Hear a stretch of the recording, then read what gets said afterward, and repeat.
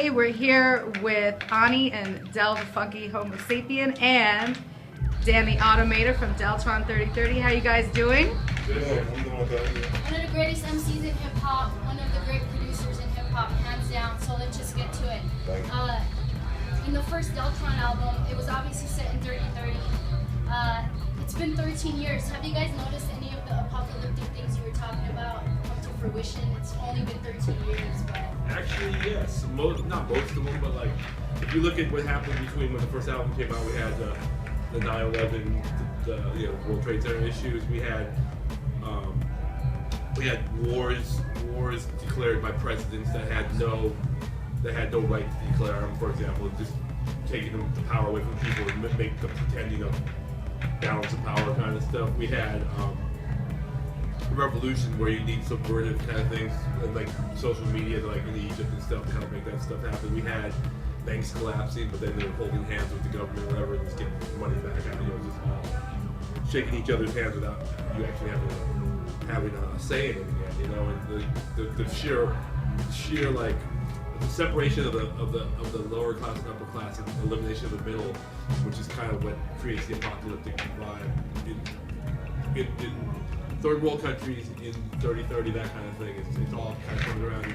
It's like as you see all these things happen, and you realize that the nature of man never changes, and it just happens. Just when you take it to 3030 or 3040, it's a continuation of the same story that's always been power of the rich, the happy, the have-nots. So I think in those last 10 years you got to see a whole lot of it. in between the first album and the second one, were you guys ever at odds about what the future would look like when you were making the album? I don't think we knew. No, I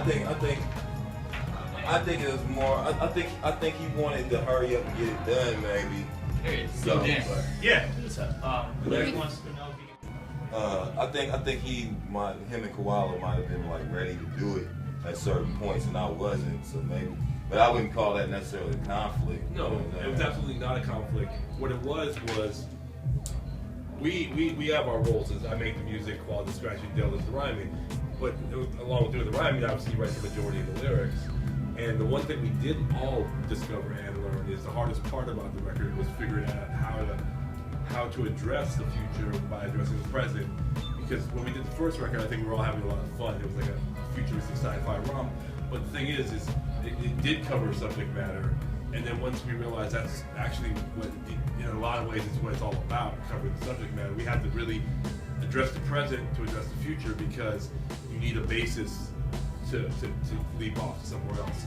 And I think that puts a lot more pressure on Del at the time. I don't think he was ready to do it at a particular time, because once he was ready to do it, it was easy. It's like, boom, we did it. And don't get twisted. I mean, we spent time together between all that time. We made other records together between that time. But it's just that. I'll get him back. Once we figured that out, I don't feel really like there's a conflict. I just feel like it's like a learning process to get to where he can do what he needs to do, which is like, well, we don't have a whole lot to actually do with writing the actual lyric part of it. So, we discussed current events, we discussed subject matter, but ultimately he has to write it. And like, it was a far more difficult undertaking than 3030 because of the social and political aspects that are involved with it. All right. Also, I'd like to add too. It was also difficult to write because the level of writing that's that is associated with this project is not. It's songwriting is not the place for it. Basically, that's a whole different type of art form. You know what I mean? Like you got to be kind of like to the point for songs. You know what I mean? The level of writing I'm either be writing a movie or a script, or, you know what I'm saying? Like, so it's hard to try to squeeze all that into your limited 3-4 minutes of time that you have to say whatever you want to say, you know? But once he cracked it, I think it's amazing stuff that comes out. I'm really, really proud of everything he said in there. So when you hear it and you understand what's being said. Understanding also, like we talked about the limitations, but yet so how much still could be said is what's amazing, actually. If anybody could do something like that, like it has to be like somebody like him. If You he can't can't have do your it, nobody average, can. right, you can't have your average MC try to do a theoretical record like that. That would never happen. All right, for 2 years in a row at Rock the Bells, you guys were my favorite act. We saw Q, we saw everybody. Hands down. You know, I know that's cousin, but I believe, I felt like I was tripping on peyote and I was sober. I think the added element, obviously, of the orchestra took that shit beyond hip-hop, beyond the performance. Do you guys think the orchestra contributes to making these specific things so special? I think it does. Yeah, definitely. I gotta say though, our rock band show is tight. Yeah. Our rock band show is murdered, but it's a different show. What do you mean a rock band show? What we do with the bass drum guitar thing, like we kill it with that because it gets looser. It's a little bit more rock and roll, really. But the thing is the orchestra show special because a lot of how this record music was made was based around orchestra and choir and stuff like that. So like to be able to have that in front of me and be able to do it, we take it to that level where I feel really proud of the craft. You know, just the craft of making that happen. I mean, I'm glad it affects me a lot. The first time I heard the orchestra playing the parts live was when we did the first show in Canada, when they were rehearsing. I don't know, you were there outside when we walked all the way past that long way. The first rehearsal. And I was like, I almost like was choking up a little bit, like hearing them just practice it. You know what I mean? It's like, emotional. Yeah, strings are very emotional, but also to hear that stuff that and then when they were doing 30-30, a song we had done over 10 years ago, I'm just hearing it on strings, I'm like, it still gets me every once in a while when we're in the rehearsal, like, you know, you're like, da da da da da, you know, you're like, yeah. That's good, man. I mean, from what I understand, that was like his dream to be able to put that setup. Like yeah, I wanted to make it.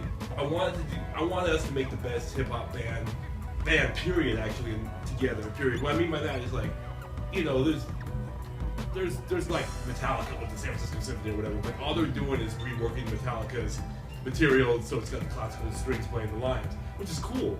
But it's all integrated. You know, I mean, this is actually how the record's done. I don't think there's a record band out there, especially not on the archive level, where we're using the parts and the elements that does that. In fact, I don't think there's one period actually. You know what I mean? And you know, like you see a bombastic out like a YouTube thing or something like that. You know, they just bring up the string section at a little rise, you know, like it rises out of the ground, you know, or whatever for like one little run or something. You know, like we're like we're using it. You know what I mean? It's like I have this whole big group like. We got bass, drum, guitar, boom, boom, boom, and everything just kind of, it does its part, but it's all integrated. It's like, to me, first and foremost, I'm a big fan of music. And I'm constantly disappointed by records and constantly disappointed by shows. And I kind of want to, when I do my records, our shows, I want them to be, people to be like happy. You know what I mean? Like, go like, that was the greatest thing. You know, even people who are hating on us go, that show's amazing. You know what I mean? It's like, I don't love that record, but they're so amazing. It's incredible. You know, it's like they can't help it because the craft is taken there. I'm really proud of Automator too because he really brought all that together. I'm just impressed with what he's done and produced. Thanks, Dale. But like, I mean, it's like you the guy want to do it. You know, when you take that thing because you paint that picture, so when the strings and all that stuff come in, the narrative is important and they play off each other. So when you listen to it, you're just really emotionally getting like it's like the movies, you know, you like whatever it's Jaws and you hear the fucking tickling deep piano and you go, uh-oh, shit's fucked up, or like, you know, like the strings and their love or whatever. It's like that's what it is, man. You said you started recording for Deletion 1.5 when your hard drive crashed. And you said your lyrics were very dark and Dan and Koala told you to lighten it up a little bit. Were these dark lyrics due to like a dark period you were in, or did you just feel the future would be dark, hence the dark theme of that music? I'm just a dark person in general, you know what I mean? I mean, I got a positive outlook, I guess you could say, but there's one other main thing about that. The future is dark, but he was addressing a lot of the dark side of it without directing the other side. That was the point, yeah. So he just wanted it to be balanced, you know what I'm saying? He didn't have a problem with it, so he just there wanted needs balance. to be a little bit of hope. A little bit of hope, because if everything's bleak, then it's a giving up kind of way. It's just like I was gonna say, like with all the stuff that goes wrong and hard right now, we have these things like Egypt, with Twitter being an integral part, being the little person that's a speaking role in this, or like, you know, the WikiLeaks, whatever it is, where like people subversively can still go after the man, and that's the hope. Even if it doesn't really like put you on top, it's part of what makes there's an opportunity or a chance. You know what I mean? Would you be satisfied on the beat Well, hopefully not. But actually, you might like the pork one. But to be talented, I don't think you can eat that. Yeah, that sounds kind of crazy, but... No, that's a commentary on cooking, actually. It's the guy who did that, David Chen, he's one of the most famous chefs in the world. And he's just commenting on how, like, food's out there and whatever. It's like, you know, but yet at the same time, the public keeps clamoring for the same stuff that's been popular for 15 years. And then in 1,000 years, it's just a commentary on, like, the lack of curiosity and people have it going over 1,000 years. And it goes beyond food, you know. Oh, then, exactly. That's what I'm saying. It's a comment on people. It's not a comment on food. It's a comment on people made to a comment on food. I went to Whole Foods today to buy Positive Contact. 7 years strong, yeah. If you ever want to know anything more, I'd be happy to tell you anything you want to know about it. Okay. If you want to come play, I would love you to come perform. I do at some point, yeah, because I do that shit, you know what I'm saying? Hell yeah.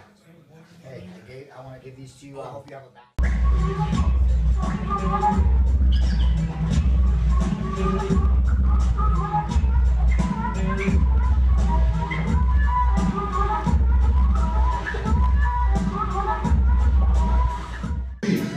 Matter, 30% is energy, assimilating to become a living being. My reservation is a thing to stay still. Look at all this aviation.